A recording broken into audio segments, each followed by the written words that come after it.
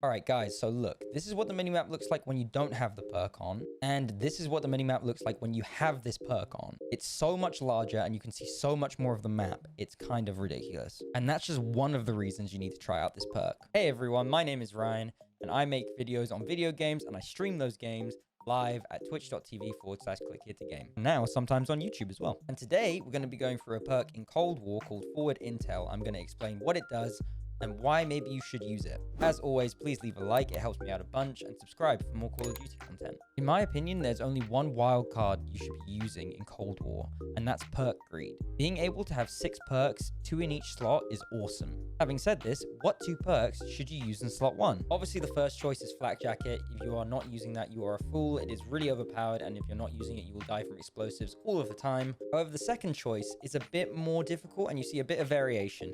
Normally, I see a lot of people using Tactical Mask or Engineer. However, I'm going to argue you guys should be trying out Forward Intel instead. So to start, let's go into the game, look at what the description of the Forward Intel perk says.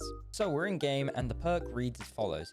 See indicators for enemy reinforcements on your minimap, and minimap shows a larger area. And to be honest, that's a really vague description and really doesn't do the perk any justice in describing what it actually does. So clearly there are 2 main points to this perk, the one being the minimap and the one being that it shows the enemy reinforcements. Let's go through the minimap first. So pretty simply, I just went into Cold War, went onto a private match onto the map Satellite, and I put 2 classes together, one with the perk Forward Intel on it, and one with not. I went into the same spot on both of the maps and zoomed in on the same place, so I was facing the same direction so we can compare the 2 mini-maps. So first of all, let's have a look at the mini-map without Forward Intel, and let's take a look at the mini-map with the Forward Intel perk on in exactly the same spot. And if we compare the 2 maps side by side, you can't really see that much of a difference, but when we overlap the 2 maps and make them size appropriate, you can actually see how much more minimap you actually get. You get way more area. I'm not sure of how much exactly percentage-wise, but it's a lot. So as you just saw, the difference in map size when you have the perk on versus perk off is massive.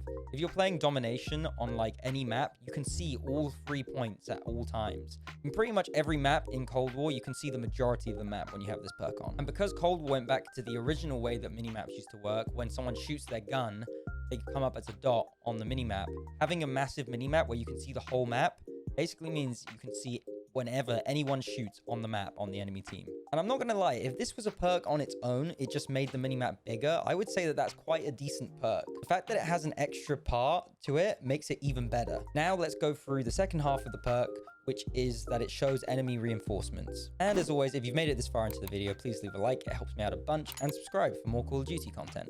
To show this off, I've gone back into multiplayer, and I'm just going to bring up the big map so you can see exactly what I'm talking about. So, when someone kills an enemy, you can see when you look at their spawn that a dot appears, almost as if he's like shooting off his gun constantly. So that's exactly what the second half of this perk does. When anyone dies and they respawn, they come up as a dot on your minimap.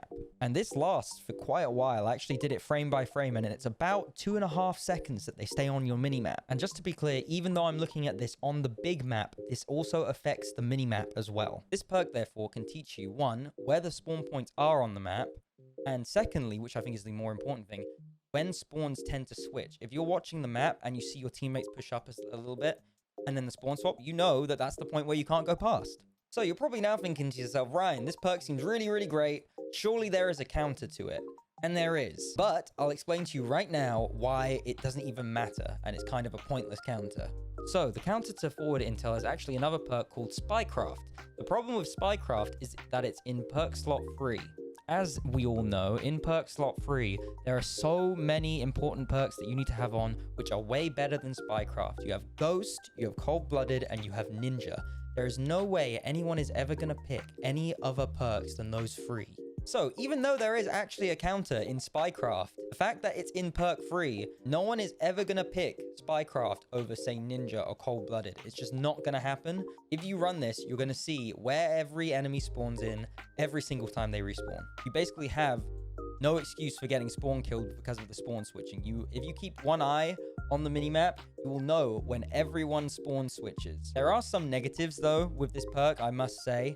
The main one being that I can think of is there are actually kind of small maps in Cold War, which when you have this perk, which makes the map bigger, it actually means you can't see as well because the map is so large and the map is so small. For example, Nuketown, you can see the whole map, but like there's so much empty space in the mini-map, and it's kind of hard to see where people are in the houses because the dots are so big. So it really does depend on what map you're playing on. And another negative, I guess you could say, is you have to be looking at the map constantly to be able to see when the spawn swap.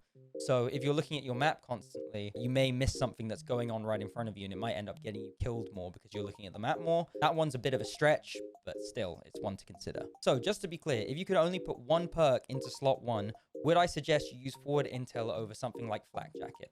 No, definitely not. Flack Jacket is really overpowered at the moment. It's kind of ridiculous, so keep that on. However, if you're running the wildcard that lets you have 2 perks in each category, I always put this perk on as the secondary one. With that out of the way, you can go on to Cold War now, and please come back to the video and let me know how you found using the perk. Let me know if you found it useful, if you found it not too useful, and if you think there's any other perks that I should take a look at, please let me know in the comments. Like I mentioned earlier, I do stream on Twitch and sometimes on YouTube every Monday and Thursday, so if you have any questions, please let me know in the stream. I will gladly answer any questions you have. Links, as always, to all my socials are in the description. Thanks for watching, guys, and I'll see you guys in the next one. Oh no!